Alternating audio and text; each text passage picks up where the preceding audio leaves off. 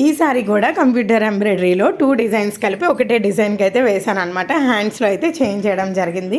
And ఈ sorry colour ఏంటో నాకు చెప్పడం రావట్లేదండి. అంటే బ్రౌన్ అనాలా లేదంటే డార్క్ ఆరెంజ్ అనాలా అనేది నాకు తెలియట్లేదు. తెలుగులో అయితే ఇటుకపడి రంగు అని అంటారు, నాకు అదైతే తెలుసు. ఇంగ్లీష్లో అనేది మాత్రం నేను చెప్పలేకపోతున్నాను. అండ్ ఈ డిజైన్ వచ్చేసరికి నేను 3 బ్లౌజెస్కి అయితే వేసానండి. పింక్ కలర్ మీద నావీ బ్లూ మీద వేసాను అనమాట. నావీ బ్లూ మీద వేసింది అయితే చాలా హైలైట్ అయింది. పింక్ కలర్ మీద బిస్కెట్ కలర్ అవ్వడం వల్ల పెద్ద హైలైట్ అవ్వలేదన్నమాట.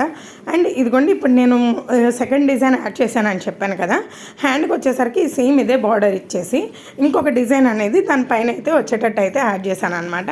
నేను కొంచెం వేరే అంటే మగ్గం వర్క్లో పడిపోయి నేను ఆ బుటీస్ వేయడం అనేది నేను చూసుకోలేదు. తీరా చూస్తే ఆ బుటీస్ కూడా వర్క్ అయిపోయింది అనమాట. ఇదిగోండి ఈ హ్యాండ్ వచ్చేసరికి మనకి ఇంకా పర్ఫెక్ట్గా వచ్చిందనమాట.